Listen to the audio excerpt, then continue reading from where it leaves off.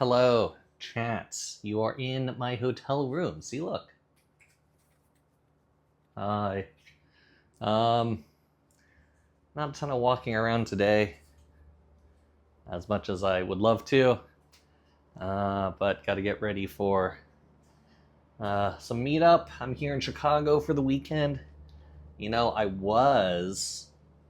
had recorded like a good 5 minutes of this already, and it's all timed up to like be like, okay, do this, do the podcast, meet people in the lobby, and then go get dinner, etc., etc. But unfortunately, didn't have my mic plugged in, so I'm guessing the audio was somewhere between bad and fine. But now the audio is somewhere between fine and good. But I guess, to be honest, it probably doesn't really matter because I'm in a hotel. So how much real background noise is there? Saber seminar this weekend. My favorite conference. I think, like, compared to all the conferences I've been to in my life, my two favorite conferences would be Saber Seminar and Cognitive Neuroscience Society. Those two conferences are pretty career-changing, life-changing for me. Both for the same reasons. Meeting like-minded people, getting really good advice from the people who go and attend these conferences, having friends that exist beyond just the work, making those connections at those conferences. So I'd say those two were pretty important to me. So I always like going to this one, and I will continue to go to this one so long as I can. Have the squad here. Got about 10 people from the Reds going. A good chunk of them are trainee intern class who are both interested in learning more about the analytics side of the industry, but also seeking potential next opportunities if there is no more opportunities at the Reds. So good representation from the Red squad. And the other 5 full-timers who are here, we are talking to people all week, or I guess all weekend, not all week. But if you do see me, if you listen to this and you see me at the conference, please say hi and like feel free to like jump into any conversations I'm having. No real conversation at the conference is closed door. If they all are closed door, I make sure that we are literally in a place that is fairly secluded. So if you see me out and about in the open, take this as an invite to jump into the conversation. I say this and then I realize that a conference or so ago, I made the same invite and like I didn't realize that there were like people waiting for me to like talk to them, and they were all being very polite. And so please,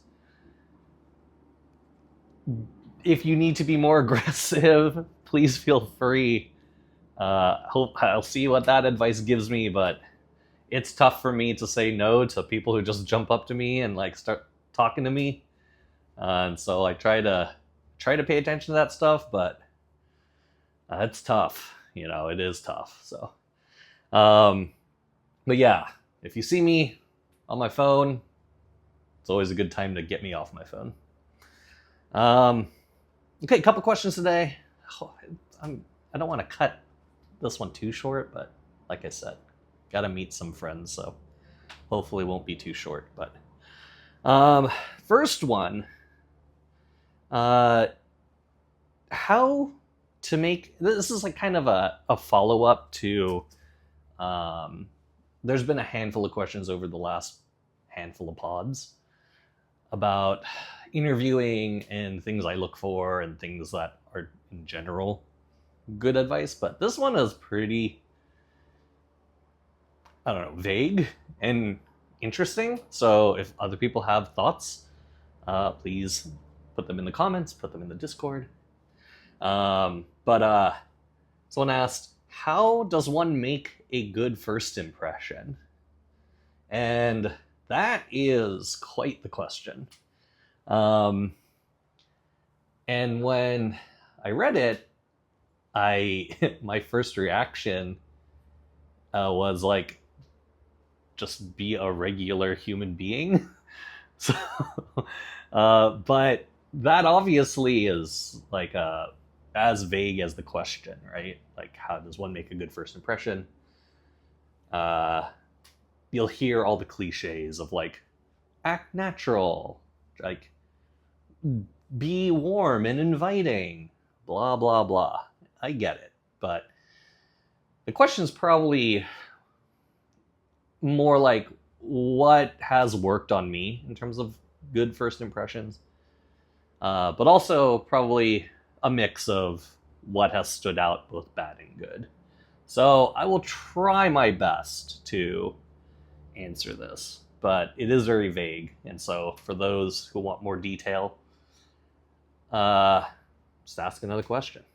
But things that have worked on me in terms of good first impressions, I'll always remember this from my first job in high school. I worked at Domino's, and the one of the store managers at Domino's said, "You're like."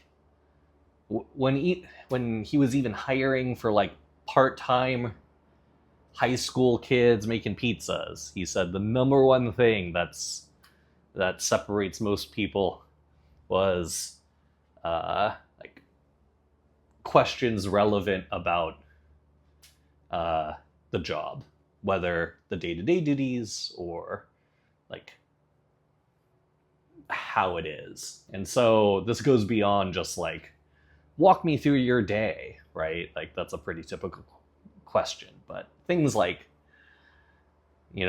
is one of my prime responsibilities this? Like, if that's a primary responsibility, like, what do those responsibilities ultimately lead to? Or like, technically, in the details, like, if that's a responsibility, is that work done on the keyboard, or is that work that's done through meetings, or is that work that's done through something else? What's the onboarding of it? What does that cadence look like? Like, does the life cycle of that particular work or that project, is there a timeline? Is there a roadmap where there's an ending to it, or is this an indefinite project that gets handed off and passed down? And so whenever people have asked a little more precisely about questions like that, even to this day, even since high school to this day, it is a good impression. It has worked on me, where people who are interested and committed to knowing what kind of day-to-day work they'd be doing, they ask questions about the project that would be assigned to them, or the role or the responsibilities assigned to them, and what that day-to-day looks like in as specific of detail as they could get answers for. So that is helpful. Like, what someone in one interview, I remember they asked pretty much like from the start of it, where the technical assessment at the time was mimicking what they would be doing for like a long-term project. And then they just went into like questions about the pipeline and like, how does like code review out through prod look, and how does prod out to communication and coaching work? And they were clearly asking because they had never worked in sports or baseball before, but they had experience with code. And being a professional programmer. So that was actually pretty inviting to hear, because clearly they were concerned, or at least they were wondering, like, what is the communication? What is the expectation of communication? And so they wanted to know, like, from beginning to end, at what point in time does my role go from known, like these are skills I am able to do, to unknown, these are skills that I need to work on. Um, so I do think, like, just genuine, like, curiosity, but more so like, where do my skills fit and where do I need to work on my skills? I think people who have asked that type of questioning have always put on a good impression for me. Some ways people have not put on good impressions. Trying to think, because, like, there are two ways to approach that answer. This wasn't a good impression because it wasn't memorable. It wasn't necessarily bad. It just wasn't great. It could have been even good. It just was good in a relatively plain way or safe way. That's a lot of interviews. In fact, like, a lot of interviews that are like that, in a pool, you might not actually get, like, one outstanding, fantastic interview candidate. You might have at the top of your pool everyone who passed the interview part of it, but they were all relatively similar, and then everyone up to that point, on paper, very good technically. So there are many times where, like, people who are just giving good answers, but not necessarily, like, blowing me out the water in terms of impression. That's not like a death sentence or anything. That's not like you're out because you were just good. That honestly is most of them. Even the ones where it's like someone phrased something weird, or someone said something that was, like, not as concise or not as precise. Those still, like, it's an interview situation. Someone's under a lot of stress or pressure to perform, and those things can happen. And I'm one who is extremely forgiving in those situations. I would rather see, I would rather have as much time possible to interview someone, but in most cases, you only have a handful of minutes at the end of the day to make a judgment on whether or not someone is an indefinite employee for you, So it's already an unfair situation given the constraints of interviewing. So I never try to knock people when it comes to being relatively conservative in answers, relatively, whether you want to say average or bland or vanilla, however you want to say it. That's not offensive to me. Like, I'm not looking for someone who's, like, looking at things from a different way. Like, what does that even mean? Everyone looks at things from a different way. Edgy answers, or, like, clearly, like, unfiltered transparency of how they think and say, like, I don't need all of that. Like, sometimes that works, sometimes it doesn't. But I don't necessarily have a very large bucket of people who were bad first impressions, because I just don't think that really, one, I don't think that's too fair, but two, like, it's hard to have, like, a bad first impression unless you are, like,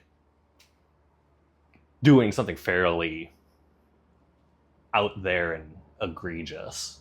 I would probably hedge towards, like, disrespectful.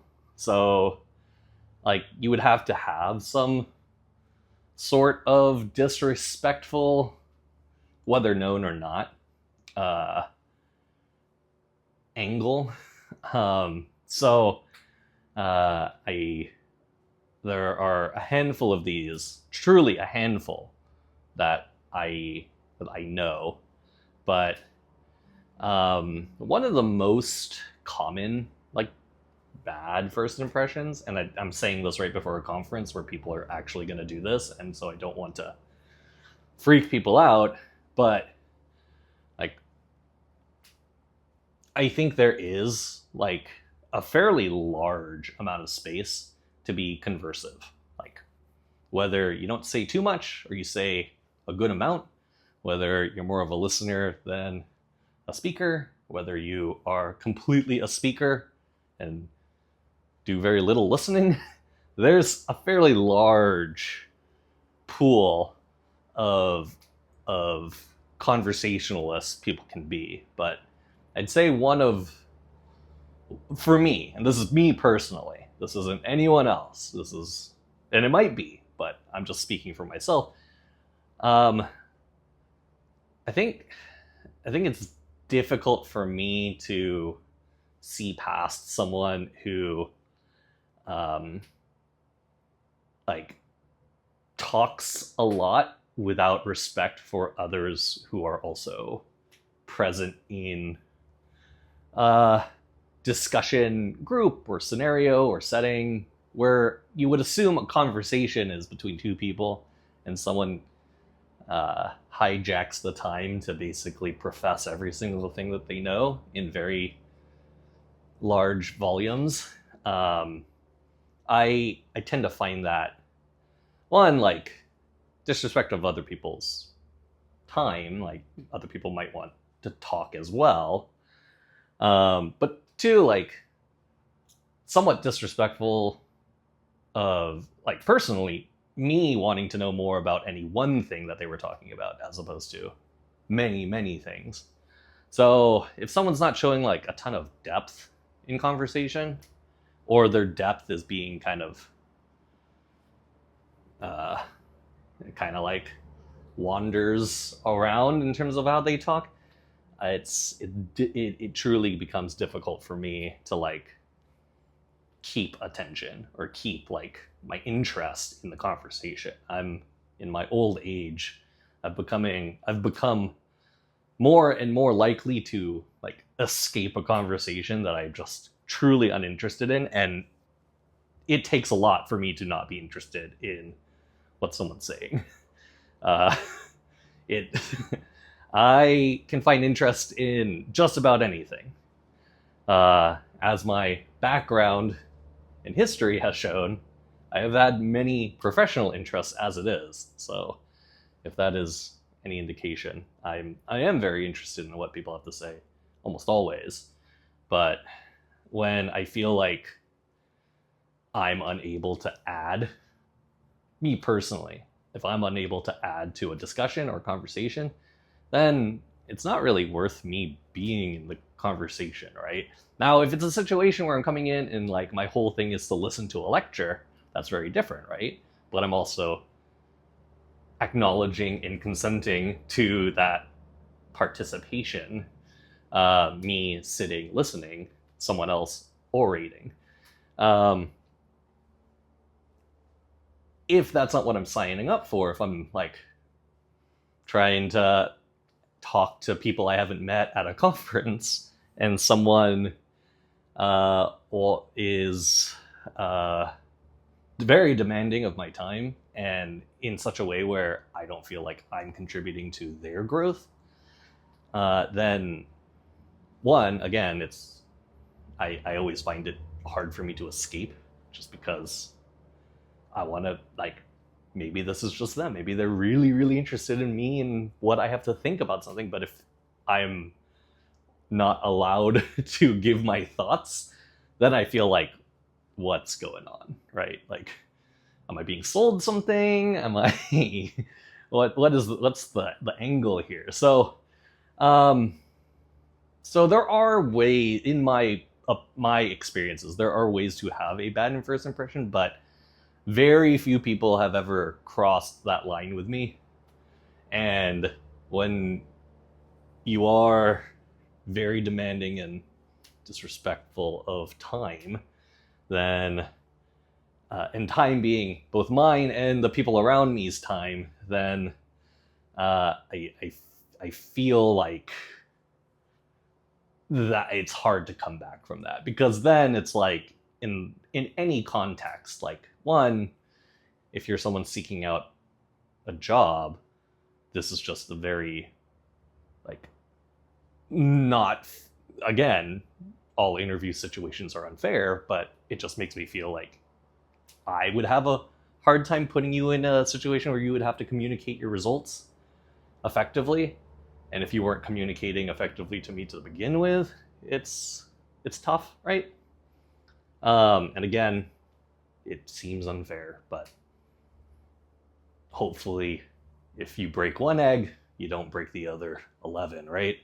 So so that's one on the professional side. On the personal side, again, I just feel like if you weren't interested in my thoughts and you were more interested in just espousing yours, then I don't know how I would be able to help, right?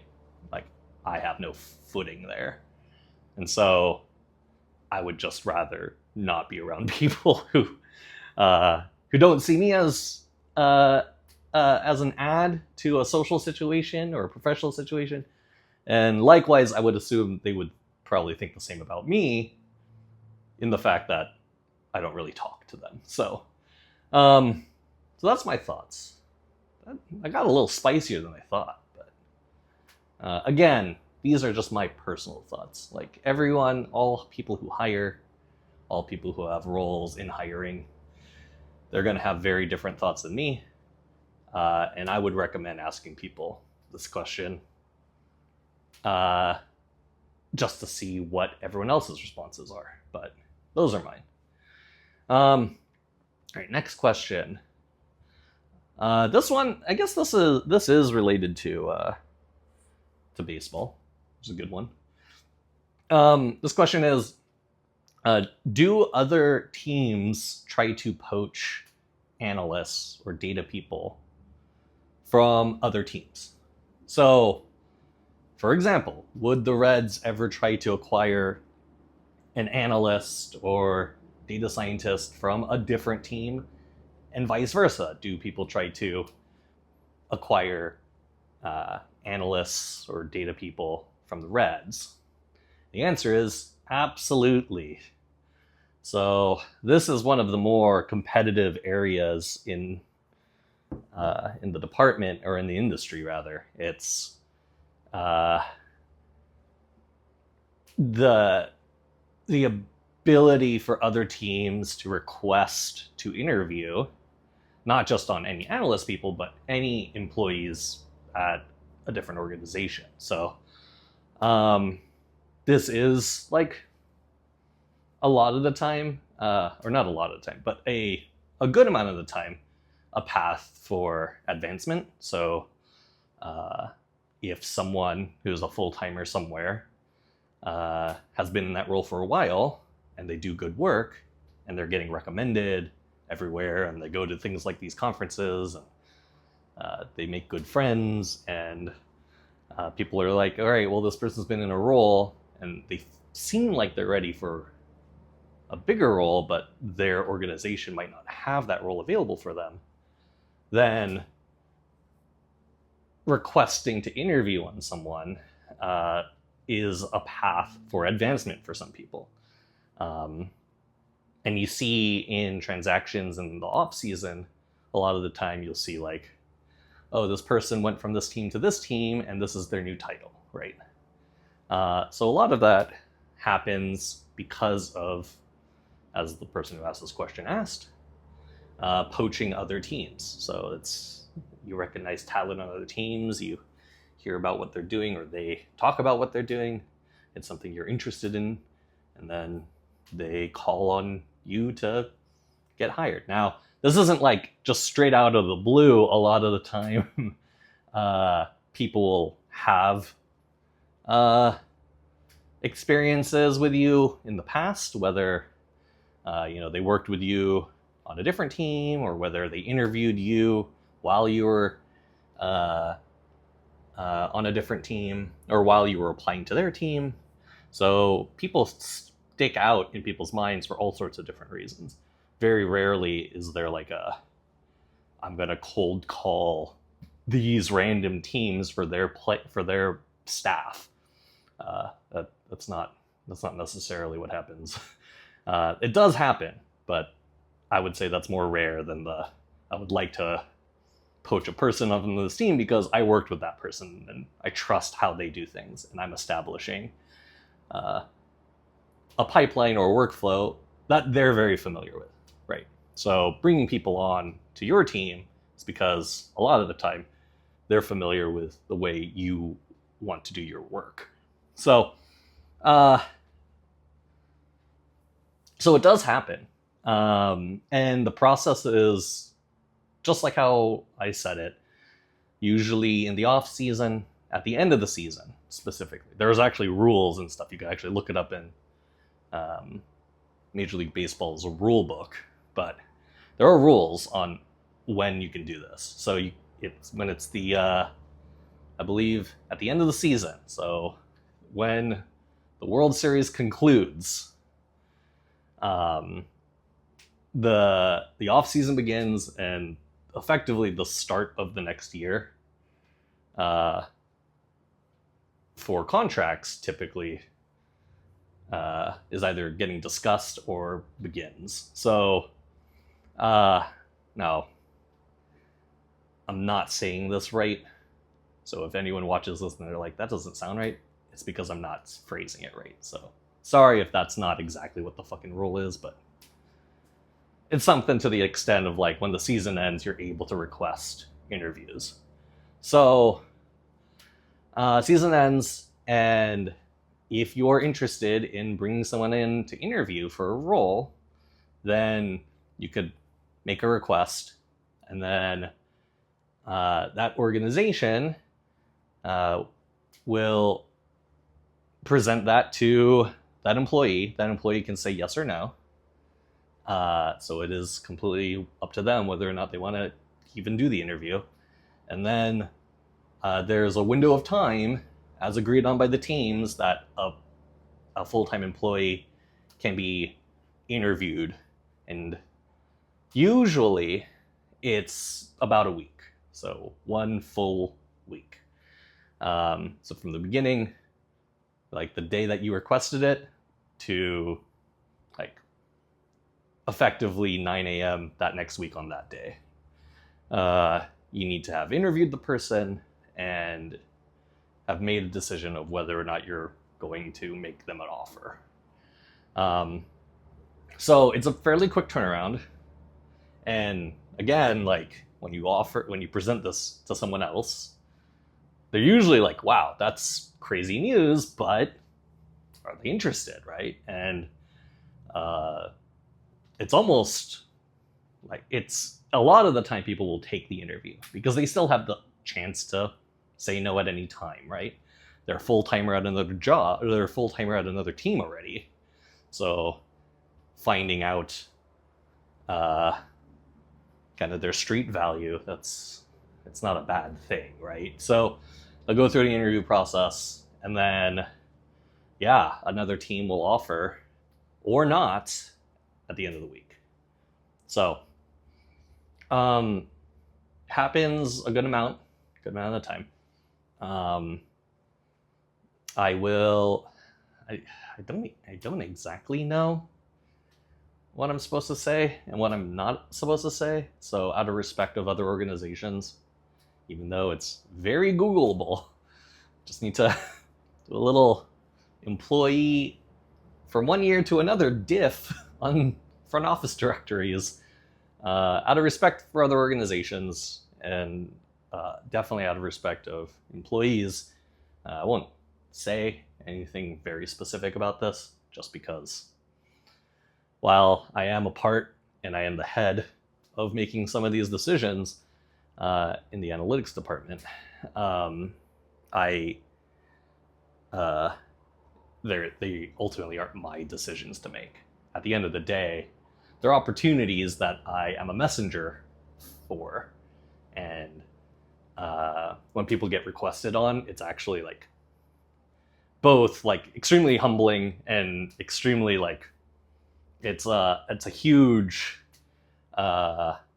compliment, right? Because someone else from the outside looking in think you are very valuable, so much so that they're willing to like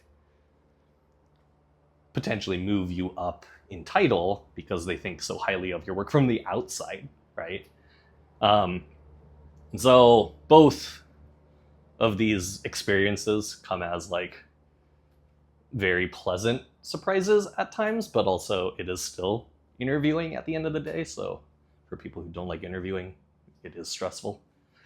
Um, but it definitely happens. So,